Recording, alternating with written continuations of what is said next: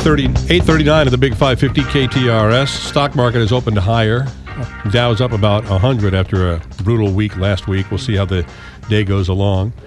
I'm Paul Harris, filling in for McGraw today. Kelly Jackson's here in the studio with me, and so is David Stokes from the Show Me Institute. Good morning, David. Good morning, Paul. Good morning, Kelly. Good morning. Always a pleasure to talk to you. One of the things that you and I get into quite often, and I know you and McGraw get into quite often, is the use of public tax dollars to help out rich developers when they want to put a new project somewhere, whether it's a new shopping center or an apartment complex or stadium or whatever it is that they want to build.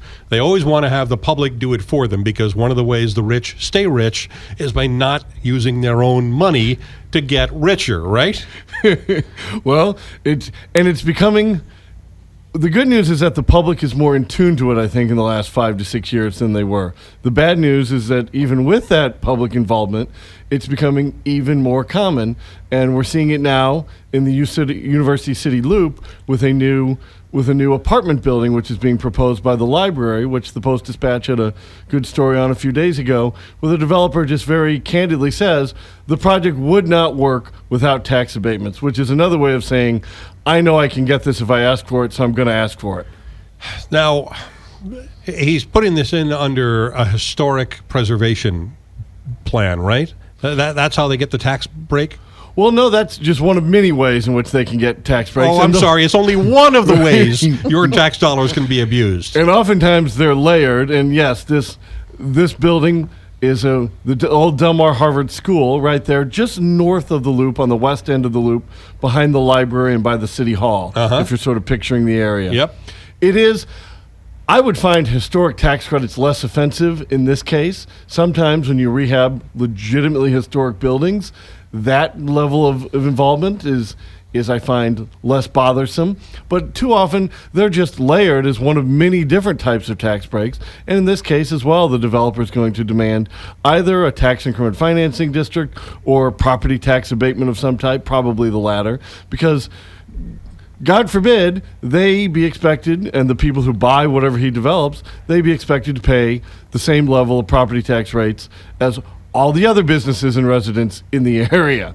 I mean, Blueberry Hill, Cicero's, Vintage Vinyl, the businesses that brought the Loop back in the late 70s and 80s, they didn't do it with special tax breaks and tax abatements. They did it with entrepreneurs taking risks and hard work. And it's so offensive when the new style now over the past decade or two, where you just demand that the public subsidize your investment. I was going to say, Joe Edwards, he's rebuilt all of the Del Mar Loop. Did he use many tax increment? He certainly didn't for Blueberry Hill or for some of his recent things, especially things, in the pageant block with the Pinup Bowl and the Moonrise Hotel.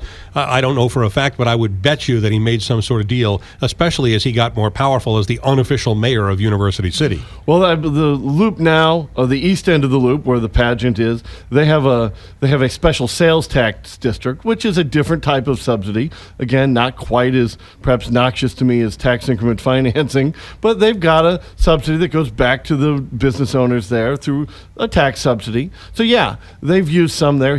Joe Edwards is not developing this new apartment complex or condo complex by the library and City Hall. Yep. He's not involved in this development to my knowledge. All right, now, tell people who live in University City or anywhere else in town why the notion of giving someone a property tax break for their property should be so abhorrent to the other tax property owners. Well, as a resident of University City, I can particularly speak to this question. No, it's why is the government there to say that your development is better, more important, than all the ones that came before or other ones that may come after without taxpayer support? If the city, the school district, the library district, others can get by with less money from this new development, then you know what? Lower the rate a little bit for everybody. Right. If the rate's too high for this development to work, then it's too high for everybody. So don't give this development one special tax break so they'll pay far less. Say, okay, everybody gets to pay a little bit less, including this new development. It's the same thing you see in Clayton with the crossing proposal that we can pretty much see out the window here at the studio, where that's going to court here in a week or two for the first time. Does that lawsuit against these special deals for that development go forward? Particularly in many of these communities, that were hard hit by the recession and whose municipal structure has been affected big time by the lowering of the tax base as people didn't have the money and money wasn't being spent starting in 2008. We are recovering from that now here in 2014, but we went through several years where the municipalities were taking in much less money, and now you're going to say, okay, we're going to have even less money coming in from this particular property to fund things that we need in this town, including taxes, schools and libraries, etc. Absolutely, Paul, and it's so frustrating because I have no faith in any of these city councils, and this is not an attack on the people who either volunteer or serve for very little money on them, but they're not able to effectively judge that this project deserves a tax break and this one doesn't. Once you start giving them away, which is the real shame with Clayton, which up to this point has been one of the more disciplined cities for tax abatements. Now with the crossing development, they're going to give that a major abatement, and it just makes it so much more likely that all the future ones will demand the same thing.